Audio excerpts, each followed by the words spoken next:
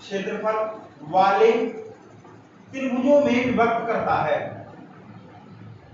त्रिभुजों में विभक्त करता है, ये स्टेटमेंट है इसका। अब देखो इसमें एबीसीडी ज्ञात क्या है हमारे पास, ज्ञात है ए बी सी डी एक समांतर चतुर्भुज है, एक समांतर बराबर होगा। तो क्षेत्रफल इसका एबीडी का बराबर होगा क्षेत्रफल त्रिभुज बीसीडी का। तो ये प्रूफ होता है कि समांतर चतुर्भुज का विकर्ण समांतर चतुर्भुज को दो बराबर क्षेत्रफल वाले त्रिभुजों में विभक्त करता है। इस पर आधारित अब जैसे हम इसका क्षेत्रफल निकालें, समांतर चतुर्भुज का क्षेत्रफल बराबर 1/2 कितना होगा, एक त्रिभुज का निकाल लो और उसका दुगुना कर दो। 1/2 त्रिभुज ए बी सी का एबीडी का क्षेत्रफल ये आ गया। अब हम देखें क्या करना है हमें, एक उदाहरण ले लेते हैं। एक समांतर चतुर्भुज है हमारा एबीसीडी जिसमें AB बराबर तो दिया है हमारे 8 सेंटीमीटर और यहां से DL इसके परपेंडिकुलर यानी दोनों समांतर रेखाओं के बीच की दूरी दे रखी है हमें DL वो 5 सेंटीमीटर दे रखी है। तो अब क्या करेंगे हम, क्या इसका ABD का क्षेत्रफल निकालेंगे। त्रिभुज ABD का क्षेत्रफल, त्रिभुज ABD का क्षेत्रफल निकालो। पहले सबसे पहले क्या होगा, 1/2 आधार यानी AB गुना ऊंचाई यानी DL। तो कितना हुआ इसका, यहां देखिए 1/2 आधार कितना है हमारे पास 8 सेंटीमीटर, ऊंचाई कितनी है 5 सेंटीमीटर। तो कितना हो गया 8 × 5 = 40, 2 से भाग करेंगे 20। क्षेत्रफल हमेशा क्या होता है, वर्ग इकाई होता है, यानी सेंटीमीटर में दी रखी है भुजा तो सेंटीमीटर स्क्वायर। ये तो त्रिभुज का आया। अब हमें निकालना है समांतर चतुर्भुज का क्षेत्रफल। समांतर चतुर्भुज का क्षेत्रफल बराबर कितना होगा, ये दोनों क्षेत्रफल बराबर हो जाएंगे तो दोनों की 2 की गुणा कर देंगे, यानी 2 × 20 यानी 40 सेंटीमीटर स्क्वायर हमारा समांतर चतुर्भुज का क्षेत्रफल आ गया। एक हमारा डायरेक्ट भी फॉर्मूला है इसका, अगर ABCD एक समांतर चतुर्भुज है और AB बराबर दे रखा है इसमें कितना 8 सेंटीमीटर और DL बराबर दे रखा है हमें 5 सेंटीमीटर, यही वाला उदाहरण है। तो इसका समांतर चतुर्भुज का क्षेत्रफल डायरेक्ट है, समांतर चतुर्भुज का क्षेत्रफल बराबर आधार यानी AB गुना ऊंचाई यानी DL डायरेक्ट है। तो कितना हुआ 8 × 5 यानी 8 × 40 सेंटीमीटर स्क्वायर। ये इसका समांतर चतुर्भुज का क्षेत्रफल हमारा ज्ञात हो गया। अब इसके बाद हम क्षेत्रफल को हमने ज्ञात कर लिया, इसके बाद हम ज्ञात करेंगे आयतन।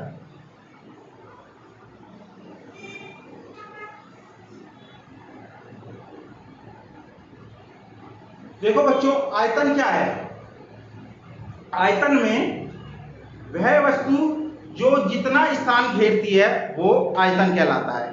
मान के चले एक गिलास है, उसमें पानी भर दिया हमने, जो गिलास का आयतन होगा वो ही पानी का आयतन, यानी पानी उसका आकार ले लिया गिलास का, यानी गिलास क्या है हमारा बेलन आकार है, तो बेलन का आकार ले लिया तो उसका बेलन का आयतन निकालेंगे तो पानी का आयतन में निकल जाएगा।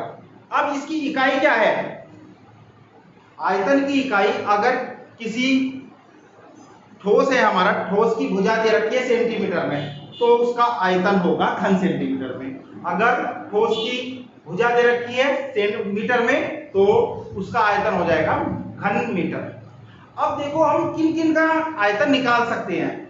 अब देखो हमने समतल पर जो आकृतियां बनाई थी जैसे त्रिभुज था, वर्ग था, इसमें लंबाई और चौड़ाई दे रखी है बस, यानी अगर हमें 2 विमाएं ज्ञात हैं तो उनका तो हमारा क्षेत्रफल ज्ञात कर सकते हैं हम। और अगर हमें लंबाई, चौड़ाई और ऊंचाई 3 विमाएं ज्ञात हैं तो हम उसका आयतन निकालेंगे। ऐसे ठोसों का आयतन ज्ञात किया जा सकता है। जैसे हमारा घनाभ हुआ, घनाभ में भी लंबाई, चौड़ाई, ऊंचाई। घनाभ का उदाहरण ले, अगर घनाभ जैसे ये कमरा है, कमरे की ये लंबाई हो गई, ये चौड़ाई हो गई और ये हो गई ऊंचाई। तो हम इसका आयतन ज्ञात कर सकते हैं। ईंट हुई, ब्रिक्स, ईंट का हम आयतन ज्ञात कर सकते हैं, वो भी घनाभ है। संदूक है, संदूक का आयतन हम ज्ञात कर सकते हैं। एक घनाभ बनाते हैं। घनाभ होता क्या है, कैसे बनता है? ये हमारा घनाभ इस प्रकार बनाया जा सकता है। घनाभ, इसकी ये लंबाई हो गई, इसको L से डिनोट कर लिया। ये चौड़ाई हो गई, इसको B से डिनोट कर लिया। और ये ऊंचाई हो गई, इसको H से कर लिया। इसमें A, B, C, D और दूसरा ले लिया हमने E, F, G, H। तो ये हमारी घनाभ की आकृति हो गई। लंबाई ये हो गई हमारी, चौड़ाई ये हो गई और ऊंचाई। क्योंकि तीनों चीज हमें ज्ञात है इसमें, तो इसका आयतन हम ज्ञात कर सकते हैं। आयतन से पहले हम इसके फलकों के बारे में जानते हैं। घनाभ के फलक यानी फेजेस। अब इसमें क्या है हमारे पास फेजेस में? अब पहले कमरे का उदाहरण ले लीजिए। कमरे का ये फर्श हो गया, एक फेज ये हो गया। ये छत हो गई, दूसरा फेज हो गया। एक दीवार ये हो गई, दूसरी दीवार ये, तीसरी वो, चौथी ये। यानी 4 दीवार और छत और फर्श, ये 6 हमारे फलक कहलाते हैं घनाभ के। अब इसमें देखो कौन कौन से होंगे फलक। अब देखो A, B, C, D, एक फलक हो गया A, B, C, D। अब दूसरा फलक कौन सा होगा?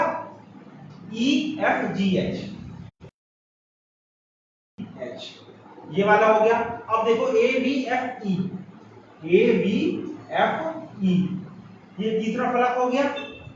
और चौथा फलक D, C, G, H, D, C, G, H, ये वाला हो गया हमारे पास फलक। अब और देखो फलक कौन से होंगे?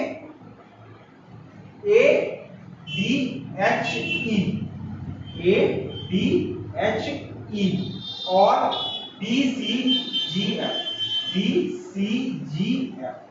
तो 1, 2, 3, 4, 5, 6 ये फलक हो गए टोटल हमारे पास 6। फलक के बाद आता है हमारे पास कोड, एजेस, कोरे, एजेस। यानी जितनी भी इसमें रेखाएं हैं वो सारी काउंट कर लो, वे सारी कोरे हैं। जैसे इसमें देखो ये रेखा हो गई, ये यानी एक फलक में 4 रेखाएं हो गई और कुछ इसमें कॉमन है, उनको अलग कर दें तो अब देखो इसमें लंबाई की देखेंगे पहले कौन कौन सी हो गई। एक तो ए बी हो गई लंबाई की, और एक लंबाई की हो गई हमारे पास कौन सी? ये वाली। और ये हमारे पास 12 होती हैं। लंबाई की होगी ए बी, सी डी और ई एफ और एच जी।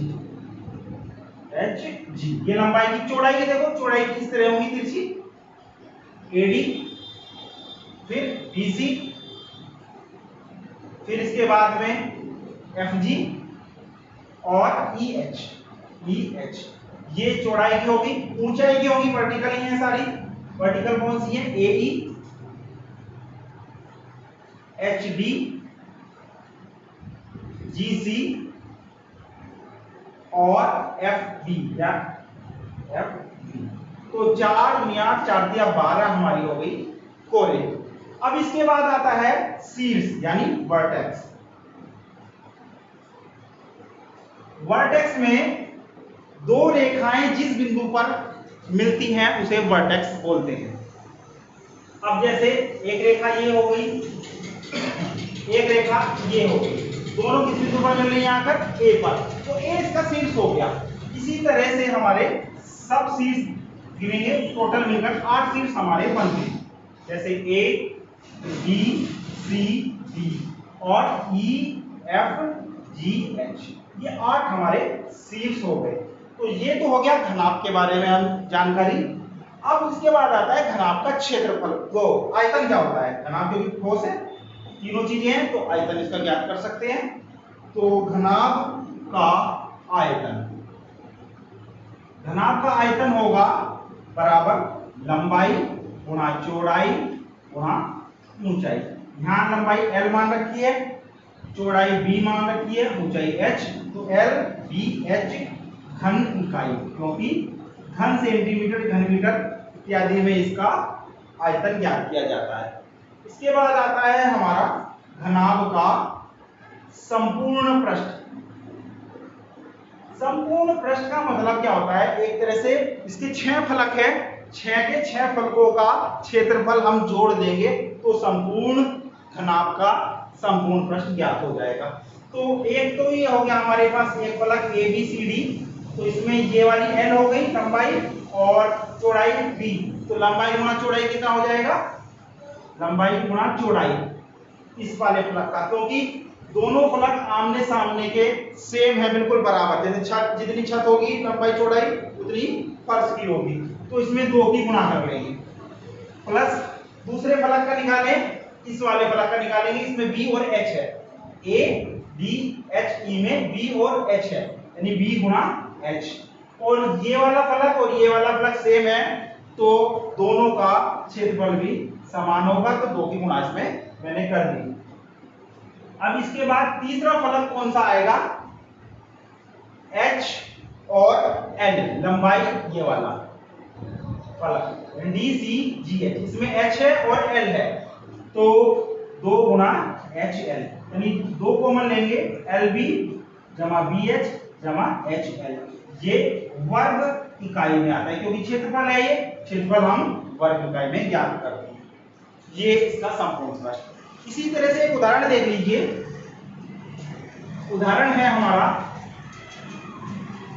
लंबाई 8 सेंटीमीटर, चौड़ाई 5 सेंटीमीटर तथा ऊंचाई 4 सेंटीमीटर वाले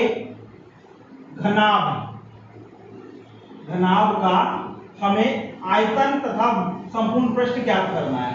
आयतन तथा संपूर्ण पृष्ठ ज्ञात कीजिए। इसका हल देखो, यहां देखो लंबाई को हम L से डिनोट करते हैं, तो L बराबर क्या हो गया हमारा 8 सेंटीमीटर, चौड़ाई को B से डिनोट करते हैं, चौड़ाई B बराबर हो गया हमारे पास 5 सेंटीमीटर, और ऊंचाई को हम S से डिनोट करते हैं तो 4 सेंटीमीटर। तो इस घनाभ का आयतन क्या होगा, आयतन बराबर लंबाई गुणा चौड़ाई गुणा ऊंचाई, L B H। L हमारा 8, चौड़ाई 5 और ऊंचाई 4, 8 पंजे 40 और 40 चौका 160 सेंटीमीटर में इकाई दे रखी है, तो इसके आयतन की इकाई होगी सेंटीमीटर का क्यूब, यानी घन सेंटीमीटर। अब बात करते हैं संपूर्ण पृष्ठ की। तो इसका घनाभ का संपूर्ण पृष्ठ क्या होगा, संपूर्ण पृष्ठ का मैंने फॉर्मूला बताया था, 2 L गुणा B जमा B गुणा H जमा H गुणा L, यानी 2 टाइम्स है सबका, L की B में गुणा कर दे, L कितना है 8, B गुणा कितना है 5, इसके बाद B 5 है हमारा और H है हमारे पास 4 जमा H फिर दोबारा 4 और ये है हमारे पास 8। सबकी प्रोडक्ट कर दे, पहले गुणा करेंगे उसके बाद सबको अलग अलग जोड़ देंगे। 8 पंजे 40, 5 चौक 20 और 8 चौक 32, इन सबको जोड़ दे तो 2 गुणा कितना हुआ 2, 3 2 5 और 4 9, 92 2 की गुणा कर दीजिए 184। अब ये संपूर्ण पृष्ठ किसमें होता है, सेंटीमीटर स्क्वायर में। तो इस तरह से हमारा किसी घनाभ का संपूर्ण पृष्ठ और आयतन ज्ञात किया जा सकता है। इसके बाद और उदाहरण लेते हैं हम।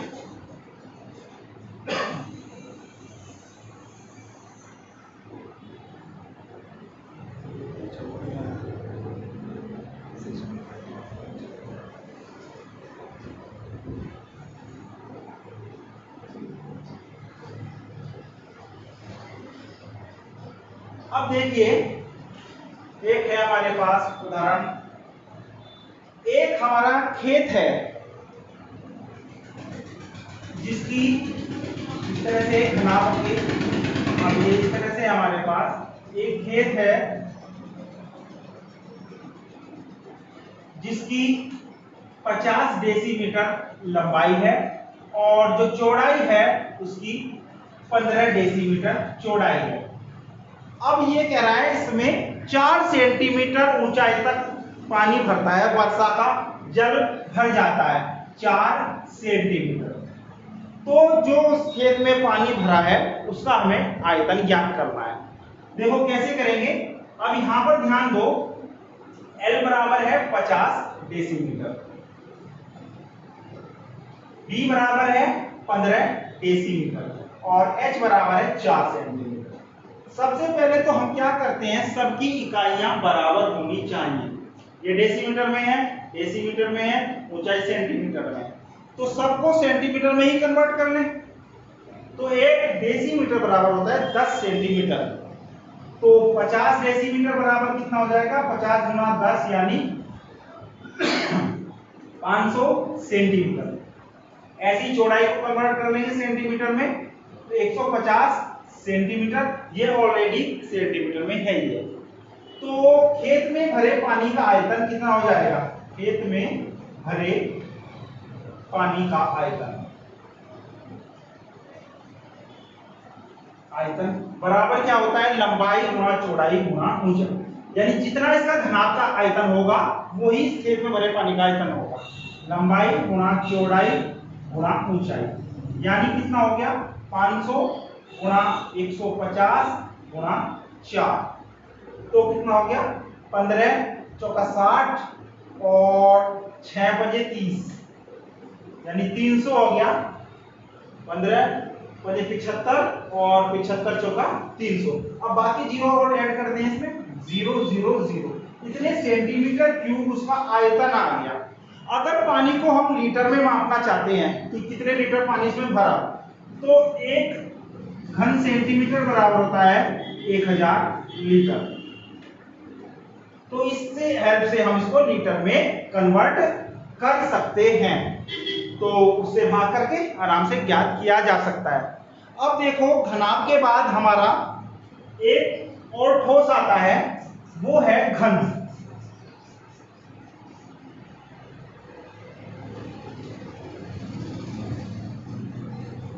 घन क्या होता है, घन और घनाभ में सिर्फ एक डिफरेंस है, घन में लंबाई चौड़ाई और ऊंचाई तीनों समान होती है और घनाभ में ये अलग अलग होती है।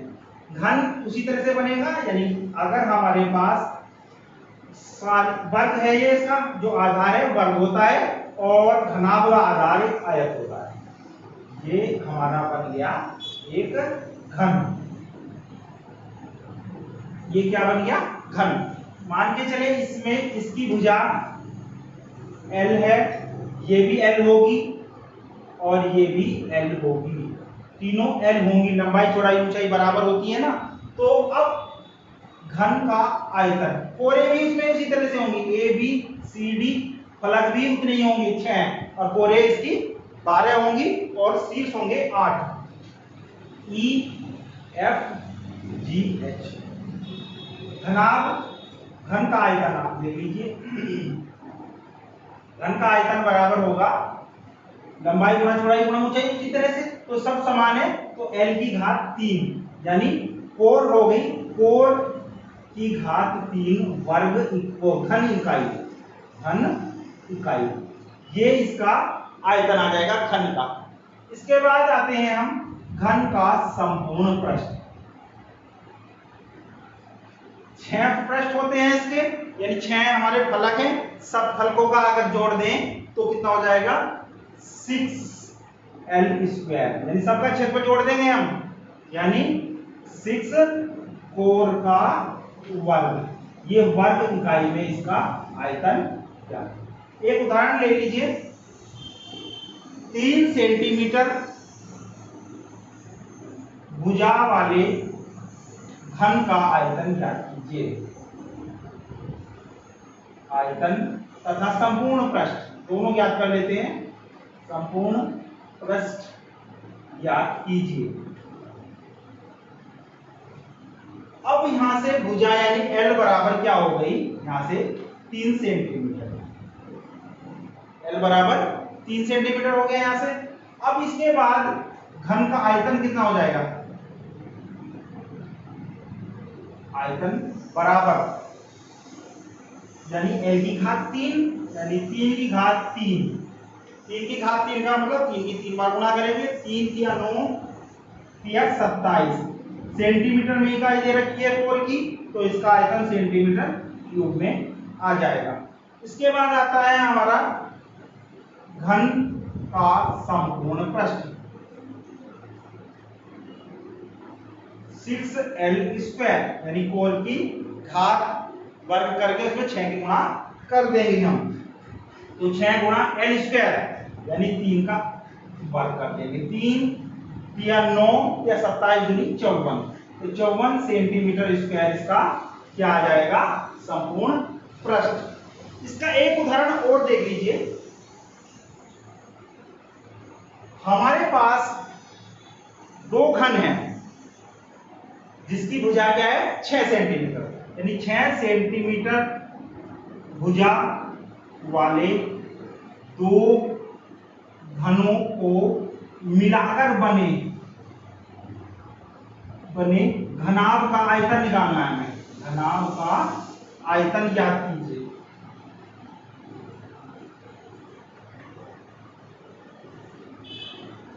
दो घन मिलाकर ध्यान दो एक घनाभ बनता है। कैसे बनेगा, ऊपर देख लीजिए, यहां बना देता हूं आपके। एक घन तो हमारा ये हो गया,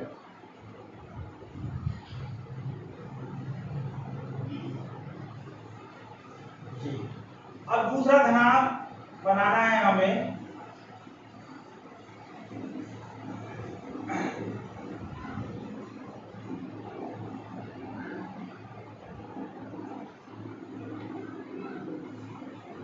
दो घन बन गए, इसकी भुजा कितनी है हमारे पास 6 सेंटीमीटर और इसकी भी लंबाई 6 सेंटीमीटर। तो अब ये जो घनाभ बना, इसके लिए L का जो मान होगा L बराबर 6 जमा 6 यानी 12 सेंटीमीटर L हो जाएगा। अब इसकी विड्थ देखो यानी चौड़ाई तो 6 सेंटीमीटर ही नहीं और ऊंचाई भी 6 सेंटीमीटर की रही, तो B बराबर कितना हो गया हमारे पास 6 सेंटीमीटर और H बराबर भी 6 सेंटीमीटर हो गया। अब यहां से अभीष्ट घनाभ का आयतन, अभीष्ट घनाभ का आयतन, घनाभ का आयतन क्या हो जाएगा L गुणा B गुणा H। L का मान यहां कितना आया हमारे पास 12 हो गया क्योंकि दोनों को जोड़ लिया है। B का मान 6 हो गया गुणा 6, 6 36 और 12 की हम गुणा कर देंगे, 36 और 12 की